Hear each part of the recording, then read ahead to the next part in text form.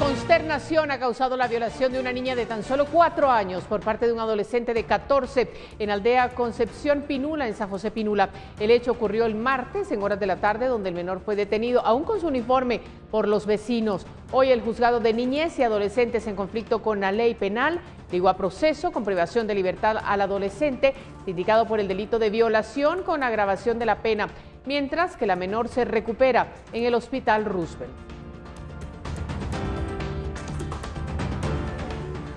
Gracias por acompañarnos a esta hora en emisión estelar de Noticiero Guatevisión. Tenemos muchas noticias, así es que vamos de inmediato.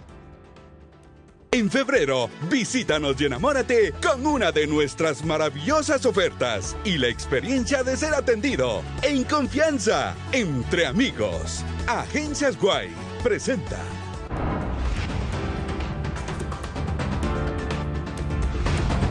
Sistema Penitenciario presentó una denuncia penal contra custodios que estaban asignados al empresario Gustavo Alejos, quien evadió la medida de prisión preventiva y se movilizaba sin los guardias.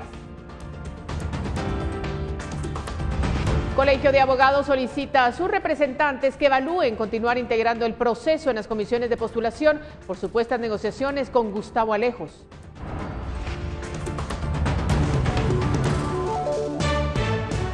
Fiscalía de Asuntos Internos del Ministerio Público inició los trámites de extradición en contra de la exfiscal general Telma Aldana, señalada por la compra de un edificio.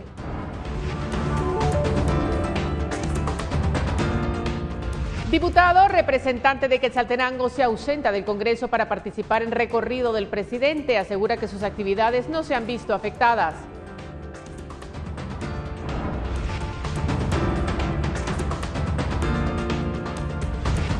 La Unión Europea reintrodujo a Panamá en su lista negra por no cumplir con criterios mundiales de transparencia fiscal. El presidente panameño consideró arbitraria la decisión.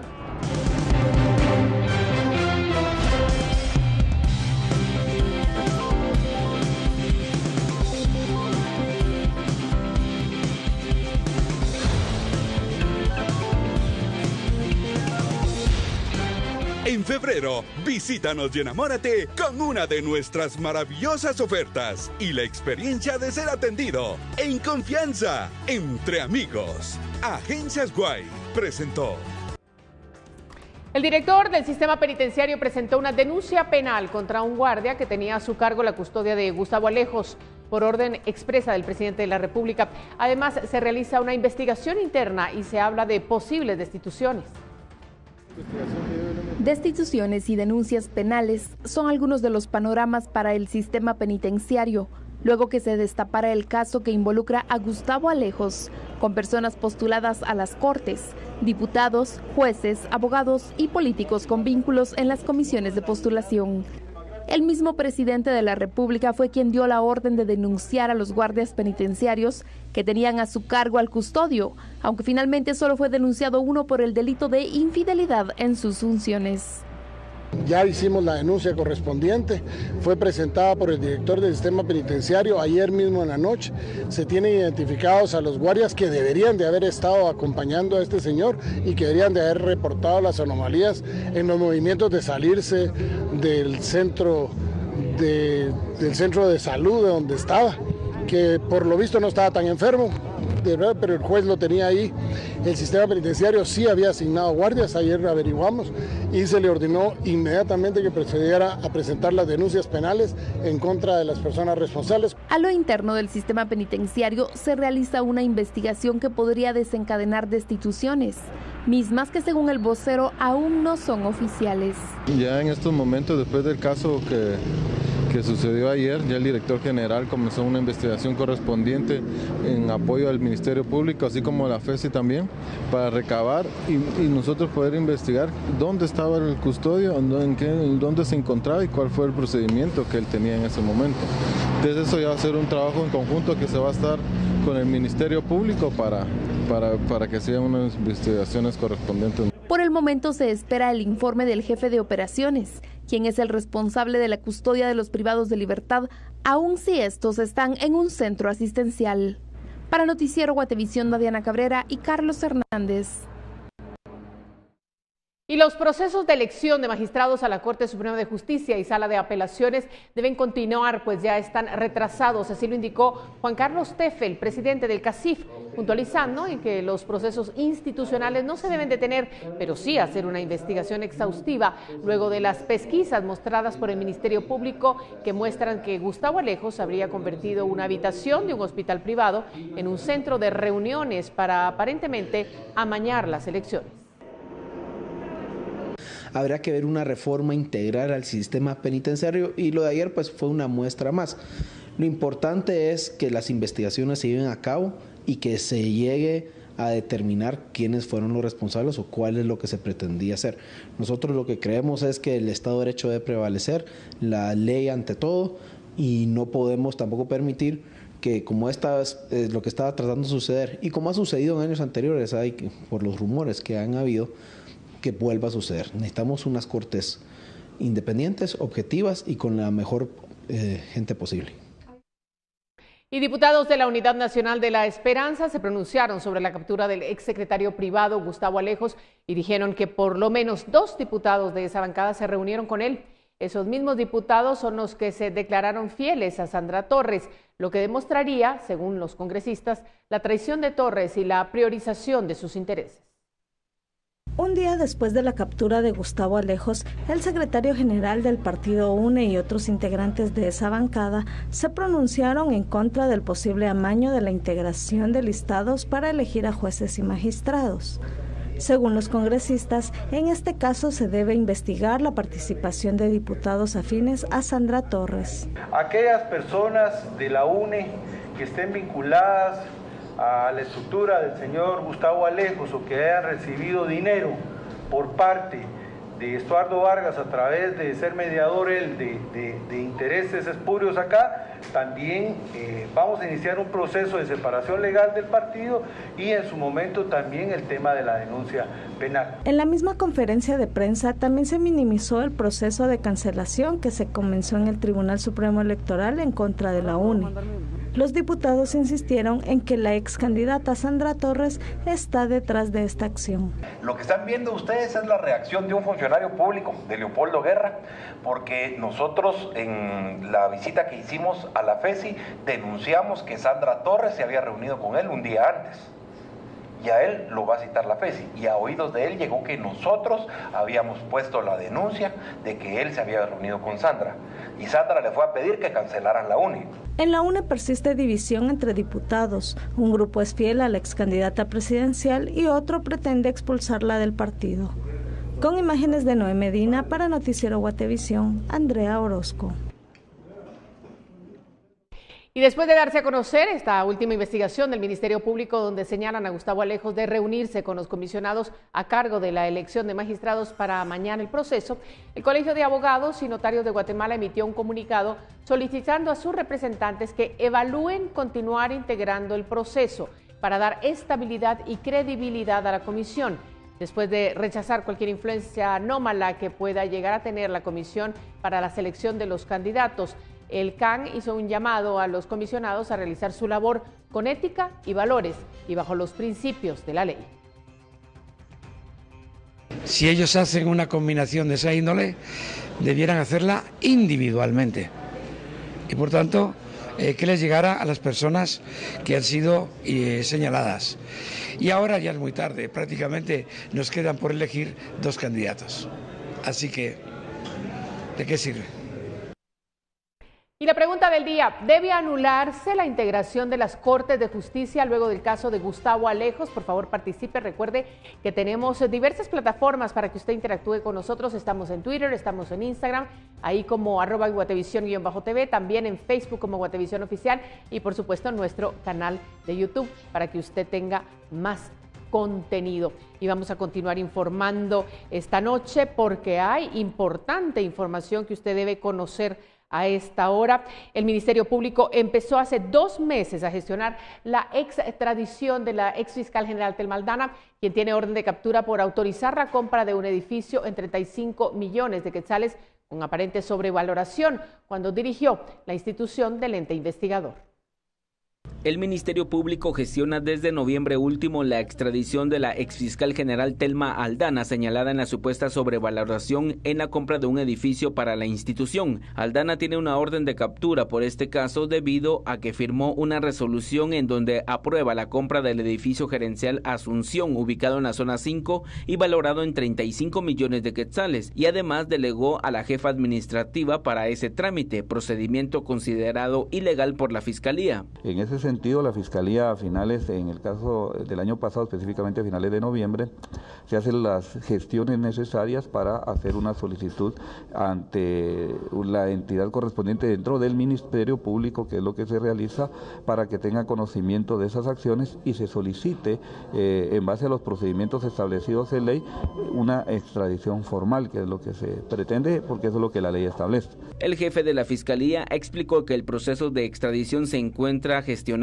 internamente en el Ministerio Público y ahora la Unidad de Asuntos Internacionales concluirá el procedimiento para hacer la petición. Los últimos reportes de ubicación de Aldana se registran en Estados Unidos y el Ministerio Público estaría solicitando la extradición a las autoridades de ese país. Así también, el Juzgado 11º Penal resolvió ligar a proceso por el delito de fraude a 3 ex empleadas del Ministerio Público por las supuestas irregularidades en la compra del inmueble. Por este proceso hay una reacción de Aldana y se pronunció en redes sociales. Pregunto a Consuelo Porras si ya persiguió a Jimmy Morales, ya investigó las miles de plazas inexistentes, sabe que Mario Estrada y compañeros querían atentar contra 3 fiscales, o usted es enviada por la mafia para vengarse por mi trabajo junto a CICIG.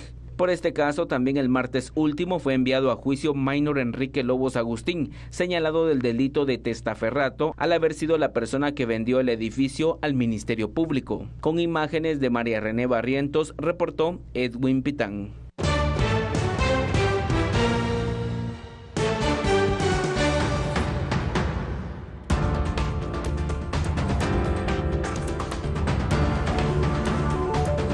Diputado representante de Quetzaltenango se ausenta del Congreso para participar en recorrido del presidente. Regresamos.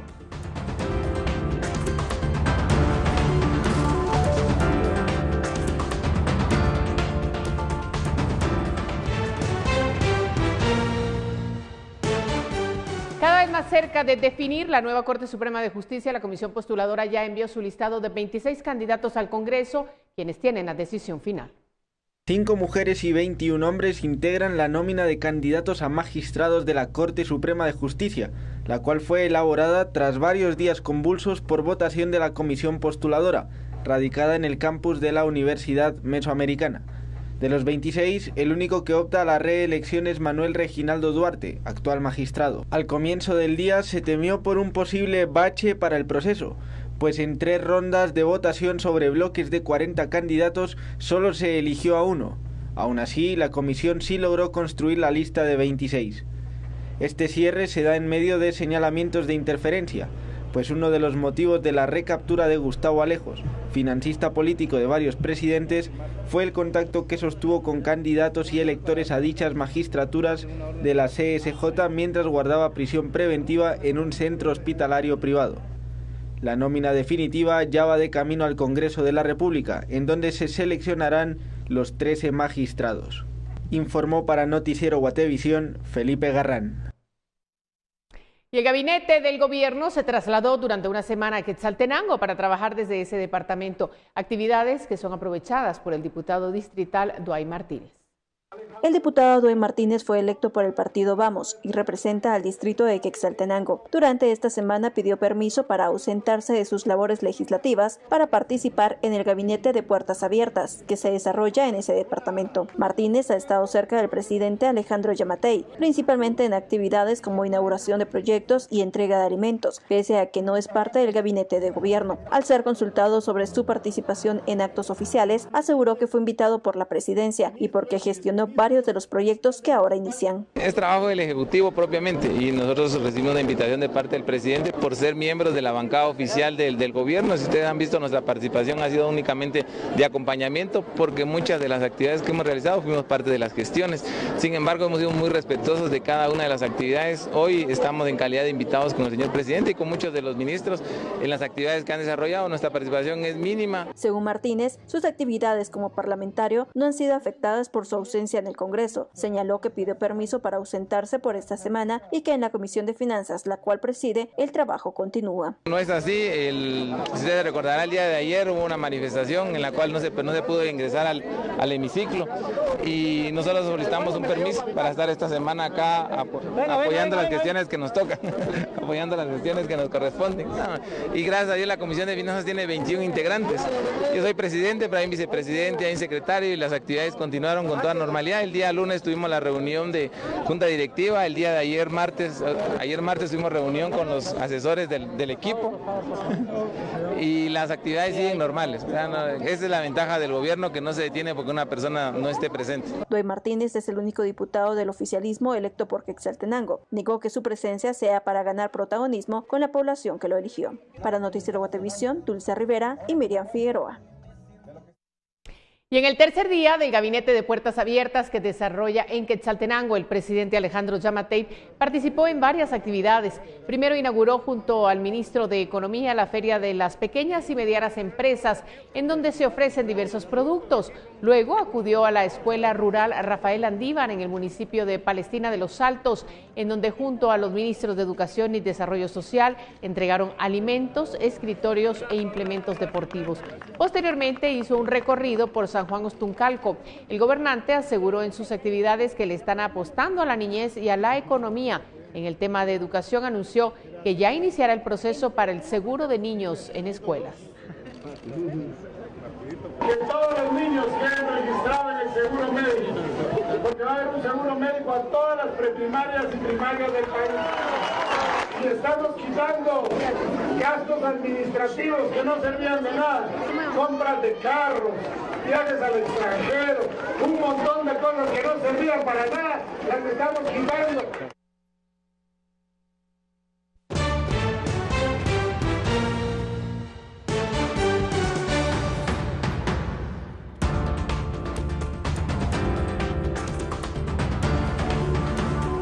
En menos de 24 horas, San José Pinula fue el escenario de la violación de 2 niñas. Regresamos.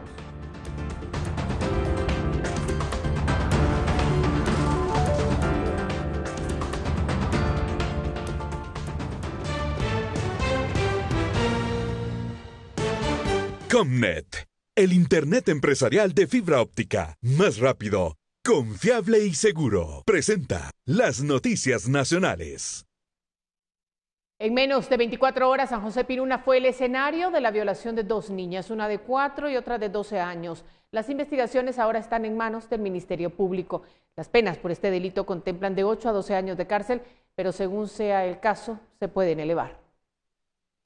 Uno de los casos se registró en la aldea Concepción Pinula, donde un adolescente de 14 fue conducido por la PNC sindicado de abusar sexualmente de una niña de 4 años. En este caso, el menor fue ligado a proceso con privación de libertad por el delito de violación con agravación de la pena.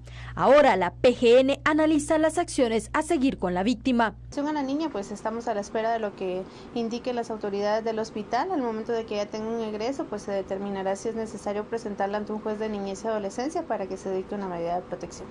El otro caso, también registrado en el mismo municipio, se dio contra una niña de 12 años, quien indicó que fue violada por su padrastro. Ambos casos ya se encuentran bajo investigación por parte del Ministerio Público. Pero estos hechos son solo el reflejo de lo que se vive en el país. Datos de Refugio de la Niñez detallan que en Guatemala 13 niños, niñas y adolescentes al día sufren algún delito de tipo sexual, mientras que el INASIF solo en enero de 2020 ya ha realizado 347 reconocimientos médicos por delito sexual en niños que van de los 0 a los 14 años. La Secretaría contra la Violencia Sexual, Explotación y Trata de Personas ha indicado que en lo que va del año el Ministerio Público ya ha recibido 984 denuncias por delitos de violencia sexual. De estos, más de la mitad corresponden a personas menores de 14 años y donde muchas veces los responsables pertenecen a su círculo de confianza.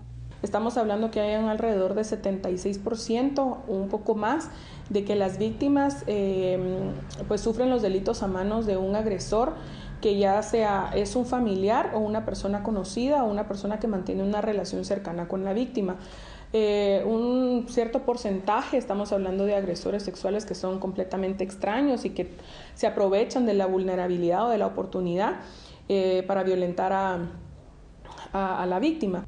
Para la Liga Guatemalteca de Higiene Mental, las personas que violan buscan imponer su poder a las víctimas. Además, en el 90% de los casos, estos abusadores habrían sido violados en su infancia. Hay que recordar que hay un principio en la teoría relacionada con este fenómeno, que el violador normalmente lo que busca es el ejercicio de poder. Incluso hay violaciones donde el violador no es que disfrute el hecho, sexualmente hablando, sino lo que disfruta es el poder de poder sojuzgar a otra persona, a una mujer, a un hombre, y con mayor razón a un niño o una niña que tienen menores capacidades de defenderse. Las instituciones concuerdan que una manera de evitar este tipo de hechos es implementar desde casa, así como en las escuelas, la educación sexual y romper el tabú que se tiene al hablar sobre el tema con niños y adolescentes. Además, instan a notar el actuar de los niños, ya que cuando están siendo víctimas de algún vejamen, su actitud cambia repentinamente. Con imágenes de Fernando Cabrera, reportó Andrea Domínguez. Vamos a otro tema. Por un proceso judicial abierto, según el cual incurrieron en financiamiento electoral no registrado por el monto de 27 millones de quetzales, la Unidad Nacional de la Esperanza, UNE, el partido mayoritario en el actual Congreso de la República, podría ser cancelado por el registro de ciudadanos del Tribunal Supremo Electoral. El proceso de cancelación se inició el pasado 7 de febrero, según Leopoldo Guerra, director del Registro de Ciudadanos. A partir de ahí, la UNE tiene 30 días para presentar pruebas de descargo. Los partidos Libre, Convergencia, Unidos, Avanza, Encuentro por Guatemala, Fuerza y Partido Productividad y Trabajo ya fueron cancelados por el Registro de Ciudadanos. El Partido Liberal de Guatemala y la agrupación Mi País están en el mismo proceso que la UNE.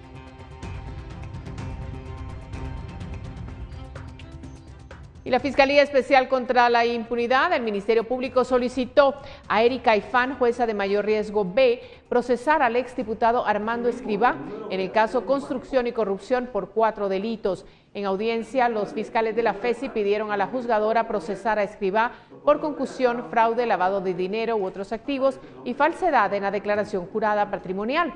Los fiscales imputaron nuevos hechos a Escrivá debido a que señalan que cuando presentó su declaración patrimonial no reportó una avioneta y un helicóptero que aparentemente son de su propiedad.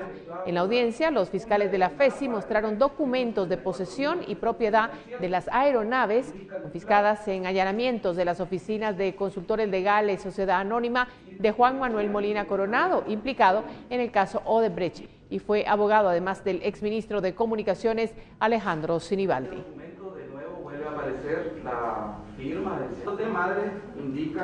Comnet, el internet empresarial de fibra óptica, más rápido, confiable y seguro, presentó las noticias nacionales. Bueno, vamos a hacer una pausa en el noticiero estelar de Guatevisión. Vamos a dar lugar al programa Razón de Estado, pero vamos a regresar después con más noticias.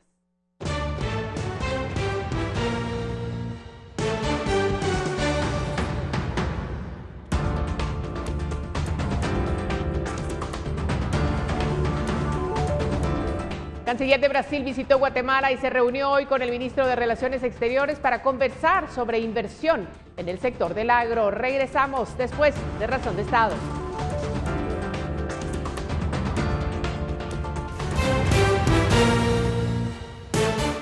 Gracias por continuar en la señal de Guatevisión. Estamos de regreso con más información, pero es el momento de recibir a Pamela Valdés con el pronóstico del clima. Qué gusto, María Luisa. Muy buenas noches y a todos los que nos sintonizan a través de esta emisión. Es momento de compartir las condiciones del clima para las próximas horas en el territorio nacional.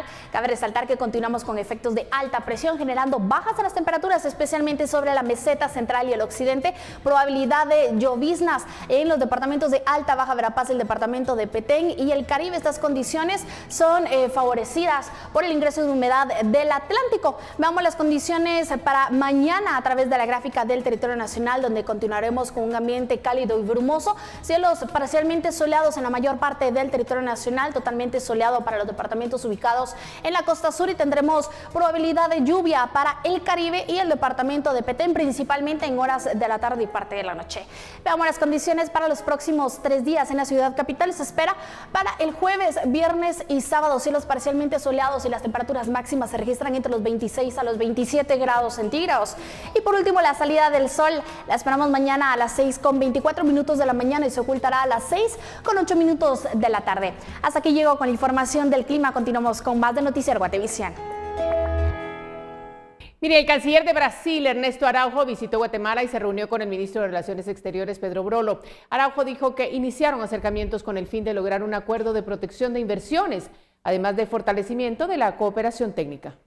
Ernesto Araujo, canciller de Brasil, visitó Guatemala y se reunió hoy con el ministro de Relaciones Exteriores, Pedro Brolo. En el acercamiento hablaron sobre inversión en el sector del agro, además de una cooperación para la generación de empleo y educación técnica. Brasil tiene un sistema que no es estatal, además que es privado, pero muy eficiente, o quizás por eso sea muy eficiente, de enseñanza técnica.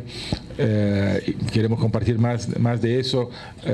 Hay una demanda creciente por determinadas especialidades, hay que adaptarse a la demanda de empleo. Eso en Brasil ha generado no solamente oportunidades a la gente, pero también incrementa la competitividad del sector industrial al capacitar más personas para empleos técnicos de mediana y alta calificación. Otro de los temas abordados fue el biocombustible, que tiene una gran demanda. La idea de Brasil es trabajar con los países productores de etanol, entre ellos Guatemala. Queremos trabajar más en eso a nivel mundial por el tema del combate a las emisiones de CO2.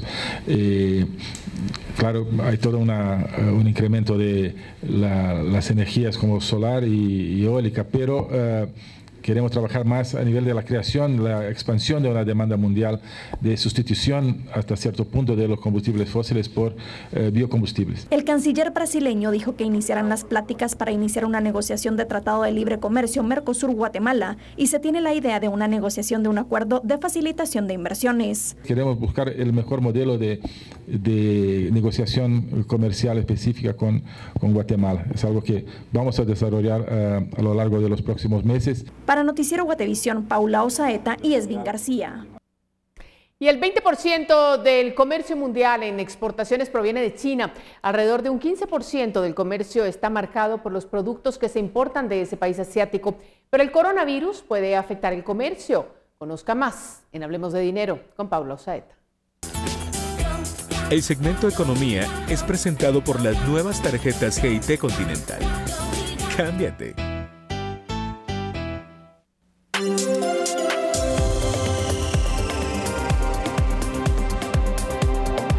Hola María Luisa, buenas noches. Hoy la Cámara de Cooperación y Comercio China-Guatemala realizó una conferencia donde se expusieron los efectos comerciales y geopolíticos para el 2020. Uno de los temas que sobresalió fue los efectos económicos del coronavirus. Según Pedro Barnoya, presidente de la Cámara, el 20% del comercio mundial en exportaciones proviene de China.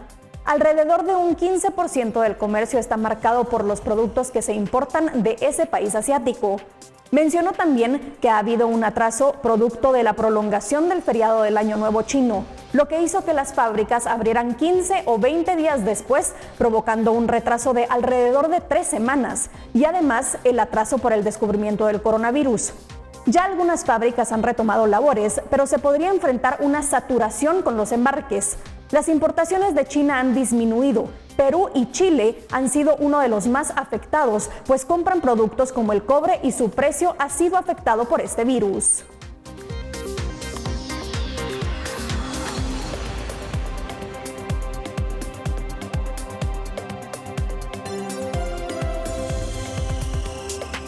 Los negocios importantes entre empresas o con proveedores internacionales ya no usan dinero en efectivo.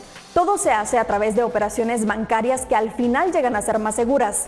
Para eso se necesita estar familiarizado con el proceso para realizar o cobrar transferencias en todo el mundo. Esto incluye diferencia de lenguajes, marcos legales e impuestos que no necesariamente se aplican en todos los países. Hoy le daré algunos consejos para hacer pagos a proveedores internacionales y no enfrentar problemas al momento de querer hacerlo. Revise las restricciones en importaciones y exportaciones. Supervise las normas técnicas de su país y de los otros países con los que tiene negocios para no toparse con barreras legales.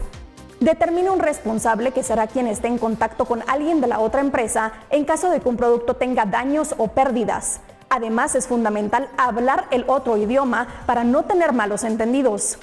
Investigue a su cliente o proveedor. Debe conocer a la parte con la que negociará para poder establecer una buena relación. Además, no solo debe conocer sobre los métodos de pago, sino también sobre los procesos de embarque, envío y mensajería. Tome estas recomendaciones en cuenta. Mañana hablaremos sobre otro tema que puede ser de su interés en Hablemos de Dinero. Buenas noches.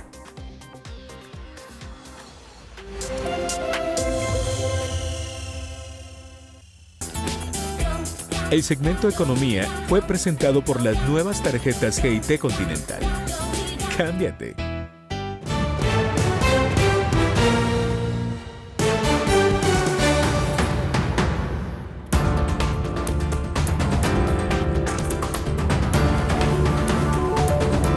La Unión Europea reintrodujo a Panamá en su lista negra por no cumplir con criterios mundiales de transparencia fiscal. Regresamos.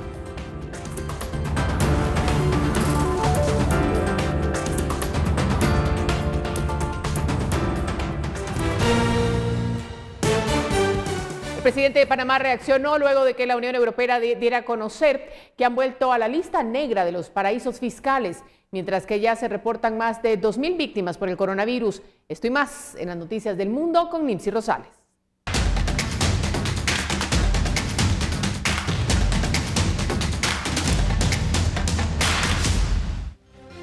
Buenas noches, es un gusto para nosotros llevarle la información más completa relacionada al ámbito internacional. Y vamos a dar inicio porque las autoridades de la Ciudad de México, y hace tan solo algunos instantes se nos ha dado a conocer que en México las autoridades han señalado que han detenido a los presuntos responsables del asesinato de Fátima. Y también se ha dado a conocer que esta detención se realiza 24 horas después de ser identificados. Esto es lo que se desarrolla precisamente hasta el momento con relación a las detenciones por el asesinato de Fátima, una niña de tan solo 7 años que fue asesinada la semana pasada y ha conmocionado al mundo entero. Nos trasladamos ahora hacia el continente asiático porque el saldo de la epidemia causada por el nuevo coronavirus subió a 2.000 muertos en China. Esto después que las autoridades de la provincia de Hubei, foco de la crisis, anunciaran este miércoles otros 132 fallecimientos. En su actualización diaria, la Comisión Provincial de Salud también ha dado cuenta de 1.693 nuevos casos de contagio. Fuera de China se han registrado alrededor de 900 casos de contagio y 5 muertos en unos 30 países. Y siempre relacionado al tema del coronavirus, unos 500 pasajeros del crucero Diamond Princess sin síntomas que dieron negativo y que no tuvieron contacto con personas portadoras del virus comenzaron a abandonar el barco este mismo día después de 14 días de cuarentena en Japón. En este crucero se han detectado 542 casos de contagio por el nuevo coronavirus. El número de infecciones a bordo de este crucero atracado en Yokohama, en los suburbios de Tokio. Hay que decir que se han multiplicado los casos desde principios de febrero, lo cual desató las críticas sobre cómo se gestionó la cuarentena. En otros temas, la Unión Europea reintrodujo a Panamá en su lista negra por no cumplir con criterios mundiales de transparencia fiscal. En diciembre de 2017, la Unión Europea adoptó su primera lista sobre paraísos fiscales en respuesta a escándalos como los papeles de Panamá, que reveló la creación de sociedades que buscaban evadir impuestos a escala mundial. El presidente panameño, Laurentino Cortizo, consideró arbitraria la decisión de la Unión Europea. Esa lista es arbitraria. Nosotros estamos haciendo todo el esfuerzo y lo seguiremos haciendo para salir de todas las listas. Le vamos a solicitar a la Unión Europea que nos escuche, que escuche a Panamá, para que vea todo el esfuerzo que se ha estado haciendo, especialmente en estos 7 meses. Esas fueron las declaraciones por parte del presidente de Panamá luego de entrar en una lista por parte de la Unión Europea. Esto es todo hasta el momento en el ámbito internacional. Continúe con Noticiero Guatevisión.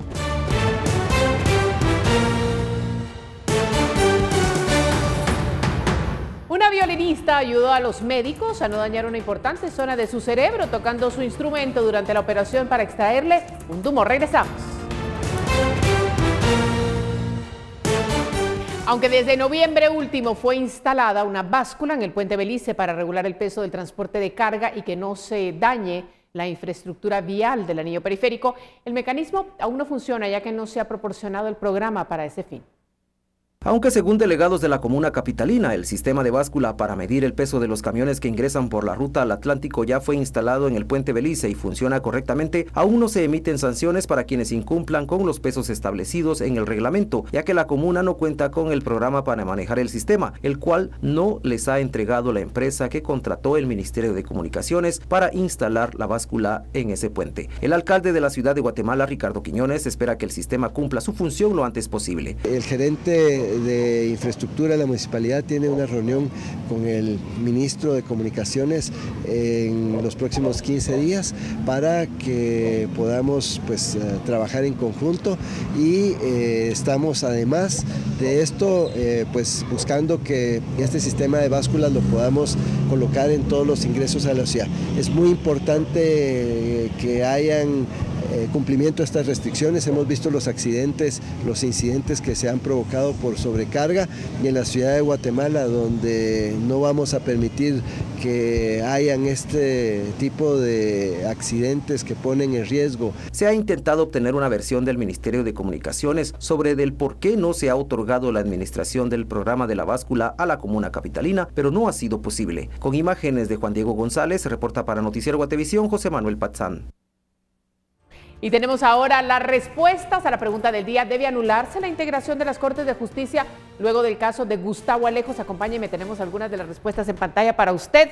Y aquí empezamos a leer lo que dice Luis Gálvez. Por supuesto que se deben anular las listas amañadas. Ese es el primer comentario que le presentamos esta noche. Mario Santos dice, definitivo, aunque no se logre extirpar el flagelo de la corrupción. Pero tenemos más. Mire lo que nos comenta Miriam de González, es importantísimo que se anule, que se busquen mecanismos transparentes. Lamentablemente todo el sistema de justicia está podrido. Para los malos sí hay justicia, para los buenos y honestos, la justicia no está presente. Y vamos a ver, Aida Muñoz comenta, sí, es una gran mafia y no debemos permitirlo. Y tenemos una última respuesta para que conozca usted esta noche, la de Leonel Morales. Por supuesto que sea por experiencia y una carrera intachable. Únicamente esas personas deberían de participar. Esa es la opinión de los ciudadanos. Nosotros agradecemos, por supuesto, que usted interactúe con nosotros en nuestras redes sociales. Pero ahora queremos hablar un poco de cultura, porque las melodías producidas con las teclas morenas de la marimba son invaluables. ¿Cómo podemos hacer para prolongar su vida? Veamos qué nos dicen los grandes compositores de nuestro instrumento nacional.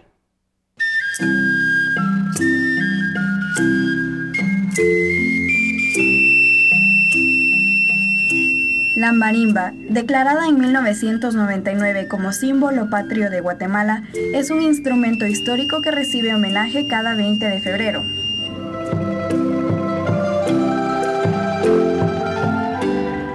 En el marco de esta celebración, conversamos con grandes compositores guatemaltecos que nos dieron a conocer su opinión sobre el futuro de la marimba.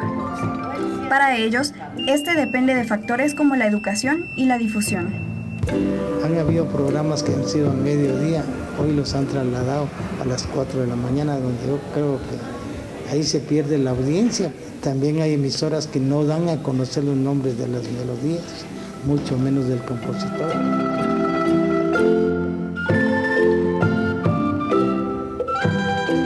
Para mantener vivo el instrumento, estos personajes han trabajado en ello.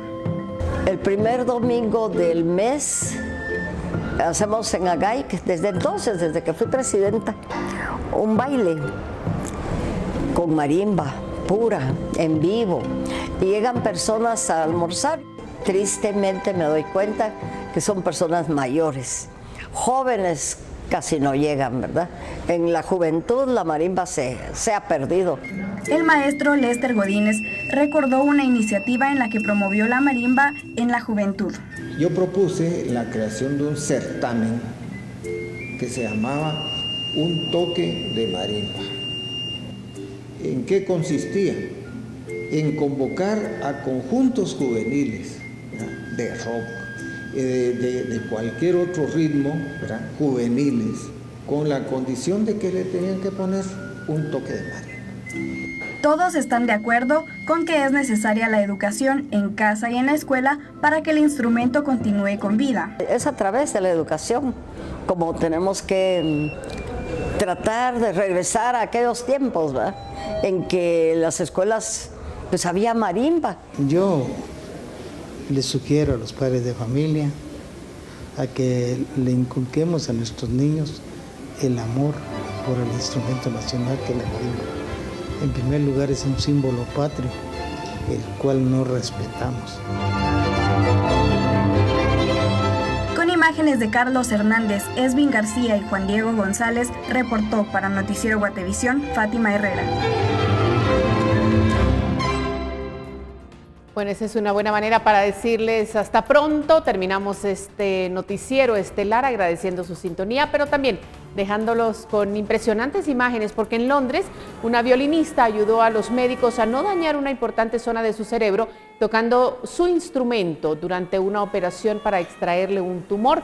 Los cirujanos han desarrollado una técnica que les permite verificar en tiempo real que las áreas del cerebro responsables del movimiento de las manos no se vean afectadas durante el delicado procedimiento quirúrgico, destacó el hospital en su sitio de internet.